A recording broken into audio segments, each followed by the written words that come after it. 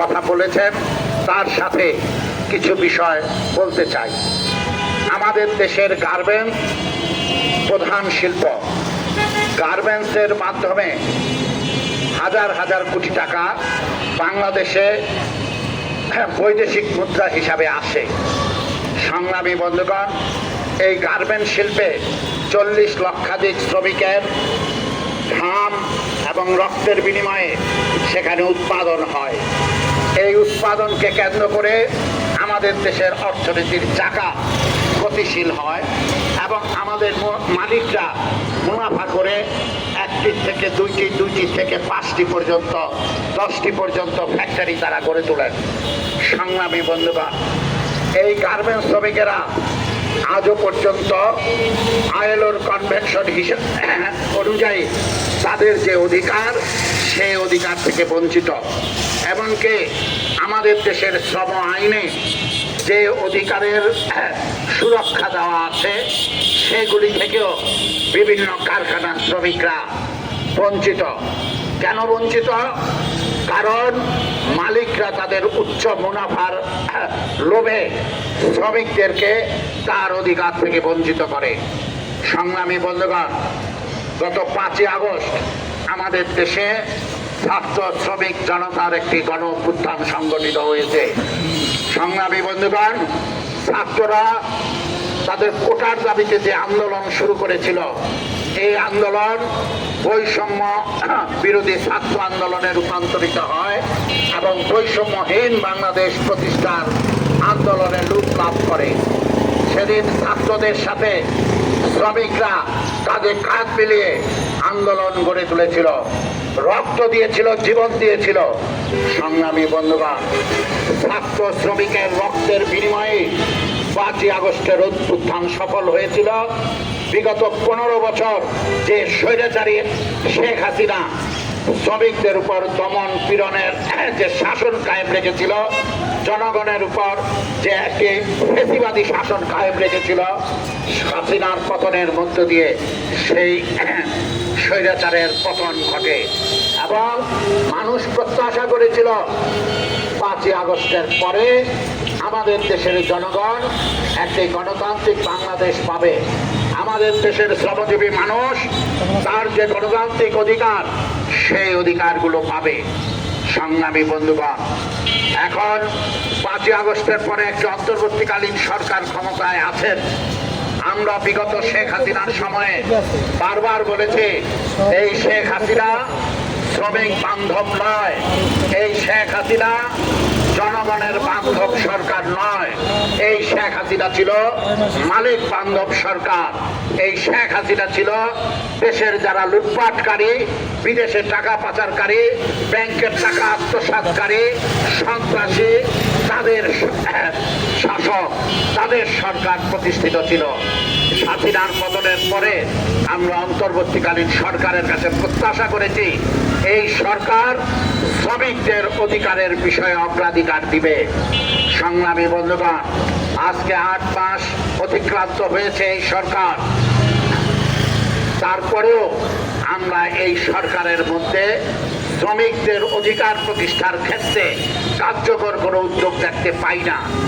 বরং আমরা 5ই আগস্টের পরে শ্রমিকদের উপর মালিকদের শোষণ, অত্যাচার, সেটা বেড়ে যেতে দেখছি। সংগ্রামী বন্ধুগণ, রবিনটেক্স গার্মেন্টসের শ্রমিকেরা বাংলাদেশের শ্রম আইন অনুযায়ী তারা ট্রেড ইউনিয়ন গঠন করেছে। ট্রেড ইউনিয়ন গঠন করা শ্রমিকের একটি গণতান্ত্রিক অধিকার। কারণ একটা কারখানায় 100, 500, 1000, 5000, 10,000 যত সংখ্যক শ্রমিকই থাক, সেই শ্রমিক তাদের দুঃখ কষ্টের কথা, তাদের দাবি দেওয়ার কথা, সেইটা প্রকাশ করার জন্য তাদের একটি ট্রেড ইউনিয়ন দরকার পড়ে, তাদের একটি সিবিএ দরকার পড়ে। এইটা বাংলাদেশের শ্রম আইনে আছে। বাংলাদেশ সংবিধানেও মানুষের সংগঠন গড়ে তোলার অধিকার সেটা স্বীকৃত আছে। আইএলও কনভেনশনের 87 এবং 98 অনুচ্ছেদে স্পষ্ট শ্রমিকদের সংগঠন গড়ে তোলা এবং সংগঠিত হয়ে তার দাবি দাওয়া পেশ করা, আলাপ আলোচনার মধ্য দিয়ে দাবি দাওয়া আদায় করা, সেই অধিকারের স্বীকৃতি দেওয়া হয়েছে। কিন্তু আমরা কি দেখলাম, যখনই শ্রমিকরা একটি কারখানা ইউনিয়ন করার উদ্যোগ নেয় তখনই শ্রমিকদের উপর নেমে আসে অত্যাচার, নির্যাতন। শুধু ইউনিয়ন নয়, শ্রমিকরা যখন কারখানায় তাদের সংকট নিয়ে মালিক কর্তৃপক্ষের সাথে আলোচনা করতে চায়, তাদের দাবি দাওয়া নিয়ে কথা বলে, তখনই আমরা বিভিন্ন ফ্যাক্টরিতে দেখি শ্রমিকদের উপর অত্যাচার নেমে আসে, নির্যাতন নেমে আসে। যেই শ্রমিকেরা সংকট নিরসনের জন্য মালিক কর্তৃপক্ষের সাথে কথা বলতে চায়, তাদের উপরে মালিকের খড়গ হস্ত নেমে আসে। সংগ্রামী বন্ধুগণ, আর ট্রেড ইউনিয়ন গঠন করলে রক্ষা নাই, তাদের উপর যত ধরনের নির্যাতন আছে, জুলুম আছে, সেগুলি নেমে আসে। সংগ্রামী বন্ধুগণ, রবিন ট্যাক্সের শ্রমিকেরা বাংলাদেশের আইন অনুযায়ী এবং 5ই আগস্টের পরের যে একটা গণতান্ত্রিক পরিবেশ গড়ে ওঠার কথা, সেইটাকে স্মরণ রেখে সেখানে ইউনিয়ন গড়ে তোলার চেষ্টা করেছে। সংগ্রামী বন্ধুগণ, সেই ইউনিয়নের সভাপতি সীমা আক্তার। সংগ্রামী বন্ধুগণ, আমরা দেখলাম গত মঙ্গলবার অতর্কিতে সেই কারখানায় সীমা আক্তার সহ যেই শ্রমিকেরা ইউনিয়ন সংগঠনের সাথে যুক্ত, যেই শ্রমিকেরা তাদের সংকট নিয়ে মালিক কর্তৃপক্ষের সাথে কথা বলতে উদ্যোগে, সেই সমস্ত শ্রমিকের উপর নির্মম নির্যাতন নেমে এসেছে। সংগ্রামী বন্ধুগণ, শুধু রবিন ট্যাক্স দেয়া, আমরা বিভিন্ন ফ্যাক্টরির ক্ষেত্রে এই ঘটনা দেখতে পাচ্ছি। সংগ্রামী বন্ধুগণ, আজকে বাংলাদেশ সেনাবাহিনী তারা ক্রিয়াশীল আছেন, তাদের ম্যাজিস্ট্রেসি পাওয়ার দেওয়া হয়েছে। সেনাবাহিনী দেশের শান্তি শৃঙ্খলা রক্ষার জন্য ক্রিয়াশীল আছেন। আজকে আমরা দেখতে পাই সেই সেনাবাহিনীকে বিভ্রান্ত করে মালিক শ্রমিকদের বিরুদ্ধে দাঁড় করানোর চেষ্টা করছে। সংগ্রামী বন্ধুগণ, আমরা সর্বমহলের দৃষ্টি আকর্ষণ করছি, আমরা সেনাবাহিনী সহ সমস্ত আইনি সংস্থার দৃষ্টি আকর্ষণ করছি, আপনারা বিভ্রান্ত হবেন না। এই মালিকেরা অতীতেও অনেক অত্যাচার, নির্যাতন, অনেক ছল চাতুরি, ষড়যন্ত্র সেগুলি করেছে। আপনারা সেই রেকর্ড যদি তদন্ত করেন তাহলে সমস্ত বিষয় বেরিয়ে আসবে। সম্পূর্ণ বিনা কারণে আজকে ট্রেড ইউনিয়ন করার কারণে শ্রমিকরা তাদের সংগঠিত দাবি দাওয়া উত্থাপন করতে পারে, এই সম্ভাবনার কারণে আজকে সেখানে শ্রমিকদের উপর নির্যাতন নেমে এসেছে। কঠিনভাবে সেই নির্যাতন নামিয়ে আনা হয়েছে। সংগ্রামী বন্ধুগণ, আজকে বিশেষ ক্ষমতা আইনে শ্রমিকদের বিরুদ্ধে মামলা দেওয়া হয়েছে। আমরা বিভিন্ন স্বৈরাচারী শাসনের সময় দেখেছি এই বিশেষ ক্ষমতা আইনে মামলা দেয়া হতো রাজনৈতিক আন্দোলন দমন করার জন্য, ট্রেড ইউনিয়ন আন্দোলন, ছাত্র আন্দোলন দমন করার জন্য অতীতের স্বৈরাচারী সরকাররা এই বিশেষ ক্ষমতা আইনে নেতৃবৃন্দকে কারাগারে রুদ্ধ রাখত। সংগ্রামী বন্ধুগণ, আজকে মালিকরাও এই আইন প্রয়োগ করতে আমরা দেখছি। একটা অন্তর্বর্তীকালীন সরকার একটি গণ অভ্যুত্থানের পরে, জনগণের আন্দোলনের পরে যে সরকার ক্ষমতায় আছেন, সেই সরকারের সময়ে মালিকরা কিভাবে বিশেষ ক্ষমতা আইনে মামলা সেখানে দিতে পারে, প্রশাসন কিভাবে বিশেষ ক্ষমতা আইনে সেখানে মামলা সেটা দিতে পারে। সংগ্রামী বন্ধুগণ, আমরা আশ্চর্য হই, এই শ্রমিকেরা যারা বিগত দীর্ঘদিন যাবৎ ওই কারখানায় পরিশ্রম করছে, বিদেশে সেখানে গার্মেন্টস পণ্য রপ্তানি করছে, সেই কারখানার শ্রমিকদের আজকে এরকম নির্যাতন নামিয়ে আনা হলো। একটাই কারণ শ্রমিকরা সংগঠিত হতে চেয়েছে, শ্রমিকরা তাদের অধিকার পাওয়ার জন্য কথা বলতে চেয়েছে, বাংলাদেশের শ্রম আইনের প্রয়োগ তারা চেয়েছে। সেই কারণে আজকে শ্রমিকদের উপরে নির্মম নির্যাতন চালানো হলো। সংগ্রামী বন্ধুগণ, আমরা পরিষ্কার বলতে চাই, বাংলাদেশের সংখ্যাগরিষ্ঠ মানুষ, শ্রমজীবী মানুষ তাদেরকে অধিকার হারা করে, তাদেরকে অধিকার বঞ্চিত করে, তাদেরকে নির্যাতন এবং জুলুম করে যদি মালিকরা তাদের সর্বোচ্চ মুনাফা আদায় করার চেষ্টা করে, তারা একটি ফ্যাক্টরির জায়গায় 10টি ফ্যাক্টরি গড়ে তোলার চেষ্টা করে, এটা পারবেন না। আগের পরিবেশ নাই, এই বিষয়টি আপনাদের স্মরণ রাখতে হবে। এই বাংলাদেশের ছাত্র শ্রমিক বুকের রক্ত ঢেলে একটি স্বৈরাচারকে দেশ থেকে উঠিয়েছে, আর আপনি মালিক শ্রমিকের উপর অত্যাচার নির্যাতন চালিয়ে সেখানে আপনার ফ্যাক্টরি পরিচালনা করবেন, আপনি মুনাফা লুটবেন, আর যারা ন্যায়ের কথা বলবে, যারা অধিকারের কথা বলবে, সেই শ্রমিকদের কারাগারে রুদ্ধ করবে রাখবেন। এইটা শুধু শ্রমিকরা নয়, দেশের জনগণ এটা মানবে না।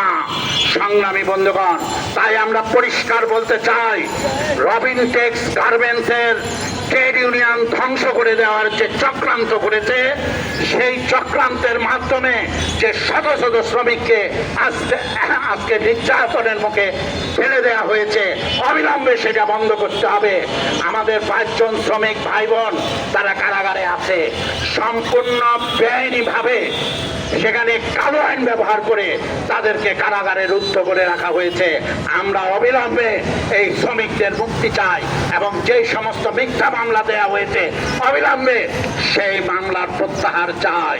সারা দেশবাসীর দৃষ্টি এখন রূপগঞ্জের দিকে আছে, সারা দেশের মানুষ দেখছে কিভাবে সেখানে শ্রমিকদের নির্যাতন চালানো হচ্ছে, ফলে আপনারা কিন্তু পার পাবেন না। সংগ্রামী বন্ধুগণ, আমরা বলতে চাই, অবিলম্বে রবিনটেক্স গার্মেন্টস খুলে দিন এবং শ্রমিকদের উপর যে মিথ্যা অভিযোগ দেওয়া হয়েছে সেটা প্রত্যাহার করুন। শ্রমিকরা কাজ করার জন্য ফ্যাক্টরিতে এসেছে, বহু দূর দূরান্ত থেকে কাজ করার জন্য ফ্যাক্টরিতে এসেছে, কাজ করছে, ফলে সেই শ্রমিকদের কোনো সংকট থাকলে সেগুলি আলাপ আলোচনা করে ফয়সালা করুন। চক্রান্ত ষড়যন্ত্রের পথে হাঁটবেন না, এতে হিতে বিপরীত হবে, এটা সব সময় মনে রাখবেন। আমরা সমাজতান্ত্রিক শ্রমিক ফ্রন্ট, গার্মেন্টস শ্রমিক ফ্রন্ট, শ্রমিক কর্মচারী ঐক্য পরিষদ, আমরা বিভিন্ন সংস্থা থেকে সব সময় বলে আসছে, শ্রমিক অসন্তোষ তৈরি করবেন না। মালিকরা বিভিন্ন রকম চক্রান্ত ষড়যন্ত্র এবং তার মুনাফার লোভে এগুলি সৃষ্টি করে। শ্রমিকরা শান্তিপ্রিয়, আজকেও আপনারা দেখছেন হাজার হাজার শ্রমিক সেখানে গাজায় যে ইসরায়েলি গণহত্যা চলছে সেই হত্যার প্রতিবাদে রাজপথে নেমে এসেছে। এই শ্রমিকেরা দেশপ্রেমিক শ্রমিক, এই শ্রমিকেরা নির্যাতন জুলুমের বিরুদ্ধে শান্তি প্রতিষ্ঠার শ্রমিক। এই শ্রমিকেরা বাংলাদেশের আইন, শ্রম আইন অনুযায়ী ফ্যাক্টরি সুষ্ঠুভাবে পরিচালিত হোক এই প্রত্যাশা করে, ফলে শ্রমিকদেরকে বিপদগামী করার চেষ্টা করবেন না। সংগ্রামী বন্ধুগণ, আমি সেই কথাটি পুনরুচ্চারণ করতে চাই। রবিনটেক্স ফ্যাক্টরির ইউনিয়নের সভাপতি সীমা আক্তার সহ গ্রেফতারকৃতদের অবিলম্বে মুক্তি দিতে হবে। অবিলম্বে ফ্যাক্টরিতে ইউনিয়নের কার্যক্রম সেইটা পরিচালনার সুযোগ দিতে হবে এবং সমস্ত রকম মিথ্যা মামলা এবং ছাঁটাই করার প্রক্রিয়া সেগুলি বন্ধ করতে হবে। শুধু রবিনটেক্স নয়, আরও অপরাপর ফ্যাক্টরিতে একই ধরনের বেশ কিছু চক্রান্ত ষড়যন্ত্র আমরা দেখছি, এগুলি বন্ধ করুন। নারায়ণগঞ্জের জেলা প্রশাসকের দৃষ্টি আকর্ষণ করছি, এই জেলা প্রশাসক মানবিক জেলা প্রশাসক হিসাবে পরিচিত হয়ে নারায়ণগঞ্জে এসেছে। আপনি সচেতন হন, আপনি মালিকদের পক্ষে দাঁড়িয়েন না, আপনি মালিকদের পক্ষে দাঁড়িয়ে শ্রমিকদের বিরুদ্ধে পদক্ষেপ নেন না। আপনি সুষ্ঠু তদন্ত করুন এবং মালিকদের এই সমস্ত উচ্চবিলাস, উচ্চ মুনাফার আকাঙ্ক্ষা, সেই সমস্ত বিষয়ে আপনি পদক্ষেপ গ্রহণ করুন। পুলিশ প্রশাসনের প্রতিও আমি একইভাবে দৃষ্টি আকর্ষণ করছি, সর্বোপরি সেনাবাহিনীর প্রতিও আমি দৃষ্টি আকর্ষণ করছি। 5ই আগস্টের পরে আপনাদের তৎপরতা অনেক সাফল্য নিয়ে এসেছে। গার্মেন্টসের ক্ষেত্রেও আপনারা সঠিক পদক্ষেপ নেন, শুধুমাত্র মালিকদের কথায় পরিচালিত হবেন না, সুষ্ঠু তদন্ত করে পদক্ষেপ গ্রহণ করুন। সংগ্রামী বন্ধুগণ, রবিনটেক্স শ্রমিকদের তাদের যে ন্যায্য দাবি, সেই দাবির প্রতি একাত্মতা প্রকাশ করে তাদের সংগ্রাম, সেই সংগ্রামের প্রতি একাত্মতা প্রকাশ করে অবিলম্বে তাদের দাবি বাস্তবায়নের জন্য জেলা প্রশাসন সহ যথাযথ কর্তৃপক্ষের প্রতি দাবি জানিয়ে আমি সকলকে ধন্যবাদ